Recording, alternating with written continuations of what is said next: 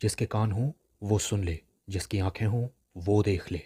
हम उन लोगों के लिए विशेष धन्यवाद देना चाहते हैं जो हमें एसबीआई पे, गूगल पे और पेपलिंक के द्वारा हमारी सेवकाई में बोते हैं। डिस्क्रिप्शन बॉक्स में दिए हुए लिंक से आप भी बो सकते हैं।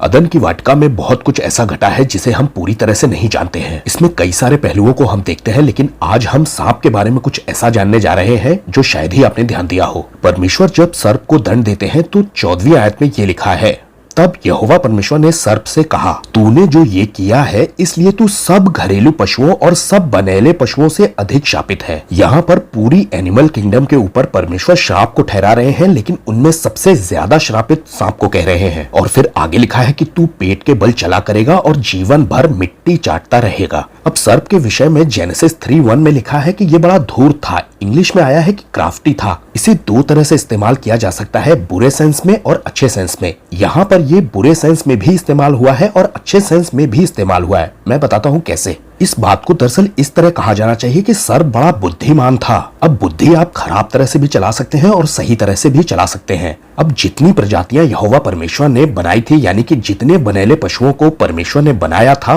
उनमें सर्प सबसे धूर्त था। ऐसा लिखा है। परमेश्वर ने ही सर्प का निर्माण किया था, लेकिन सर्प ने अपने आप को पजेस होने दिया डेविल से। अब क्या वो शैतान को अपने अंदर आने से रोक सकता था? पढ़ने से तो ऐसा लगता है कि वो कर सकता था। अच्छा, ये भी माना जाता है कि पहले सांप के पंख हुआ करते थे और वो बहुत सारे कामों को और कर लेता था, लेकिन परमेश्वर ने जब उसने ये दुष्टता कर दी, उसकी ये शक्तियां छीन ली। अब सभी बनेले पशुओं से ज्यादा श्रापित है। इसका मतलब यह है कि बाकी भी श्रापित है, लेकिन तू उनसे ज्यादा श्रापित है। यहाँ पर परमेश्वर ने एक कर्स रिलीज किया है जो कि एनिमल किंगडम पर भी लागू होता है। कुछ जूइश स्कॉलर्स इस बात को भी मानते हैं कि सांप जो था वो सारी एनिमल किंगडम का संभालने वाला था, और इसलिए जब वो श्रापित हुआ तो पूरी किंगडम भी श्रापित हो गई। और क्या आप जानते हैं कि एक दिन परमेश्वर इस एनिमल किंगडम का श्राप हटा लेंगे? वो आयत भी मैं आपको दिखाऊंगा। जब नूह के समय में सारे जानवर नूह के जहाज में इकट्ठा हो जाते हैं तो सवाल उठता है कि वो एक दूसरे को मार नहीं रहे थे, खा नहीं रहे थे, या वो नूह से, उसके परिवार से डर नहीं रहे थे, आपस में डर नहीं रहे थे? ये बात जेनेसिस 9 में लिखी है, जब नूह जहाज से बाहर आता है। दूसरी आयत में लिखा है, तुम्हारा डर और भय पृथ्वी के सब पशुओं और आकाश के सब पक्षियों और भूमि पर रेंगने वाले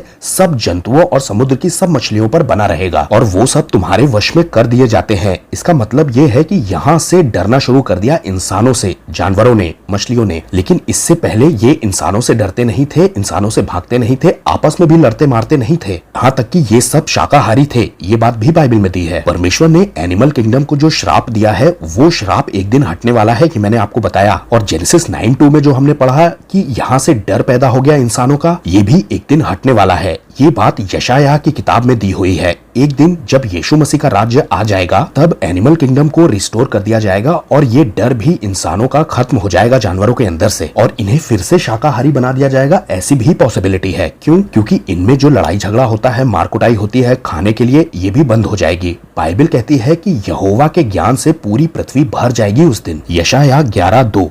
तब भेड़िया भेड़ के बच्चे के संग रहा करेगा और चीता बकरी के बच्चे के साथ बैठा रहेगा, और बछड़ा और जवान सिंह और पाला पोसा बैल तीनों इकट्ठे रहेंगे, और एक छोटा सा बच्चा भी इनकी अगुवाई करेगा, यानी इन्हें चराने विराने ले जाएगा। आगे लिखा है, गाय और रीछनी मिलकर चरेंगी और उनके बच्चे इकट्ठे बैठेंगे, और शेर बैल की तरह भूसा खाया करेगा। क्या?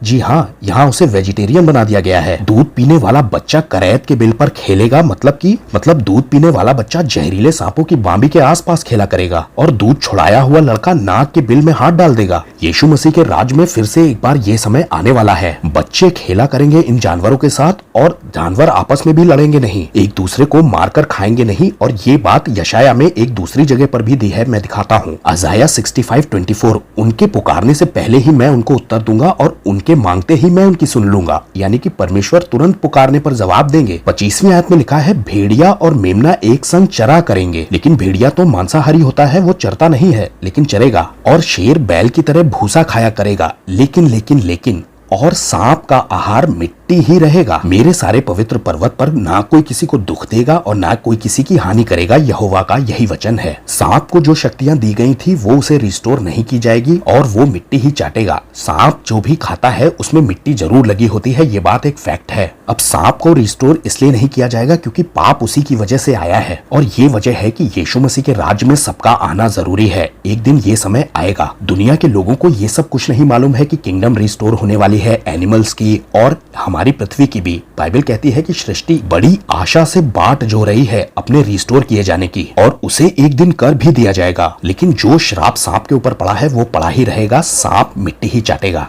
सबको जय मसीह की।